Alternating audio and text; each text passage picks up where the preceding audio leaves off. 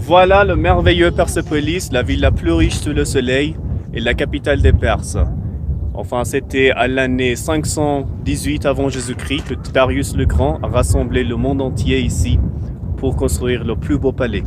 Il a utilisé les meilleurs artisans, les meilleurs ingénieurs, les meilleurs tailleurs, les meilleurs de tout du monde entier. Il a rassemblé les différentes cultures et chaque année il a invité les nations pour fêter le nouvel an iranien. Donc, bienvenue aux premières Nations Unies de l'humanité.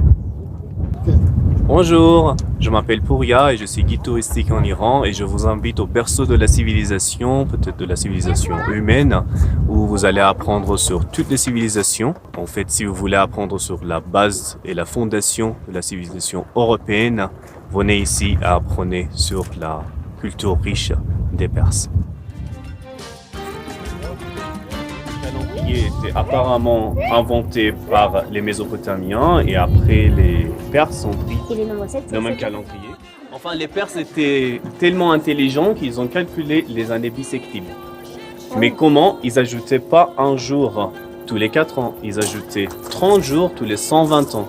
Donc tous les 120 ans, il y avait une année de 13 mois. Donc c'était une année irrégulière. Et le cyprès et les plantes représentent l'immortalité. voilà, un point. Et ça représente l'éternité pour les Perses. Et dans la culture perse, dans la poésie, il y a toujours cette notion d'immortalité pour l'amoureuse. Les poètes perses comparent toujours leurs amoureuses avec un cyprès. Représenter l'amour immortel, parce que l'amoureuse est aussi grande qu'un cyprès et elle a les cheveux qui viennent en fait jusqu'à la taille qui est étroite. Ça fait un peu Barbie. Écoutez. Le lion qui est un animal avec le sang chaud représente le printemps et le taureau qui est un animal avec le sang froid représente l'hiver et c'est le printemps qui pousse l'hiver. C'est le changement de saison. C'est l'équinoxe printanier. On va rajouter. Ça veut dire Dieu, comme la ville de Bagdad, ça veut dire Dieu donné en perse. Et il y a un clou incliné qui fonctionne comme l'espace.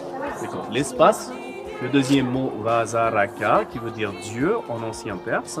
Après espace, il y a Ahura Mazda. C'est qui Ahura Mazda? C'est le dieu de la sagesse. Un point pour toi et un point pour toi. Non, voilà. Je l'ai dit. Gauche. Comment Persépolis?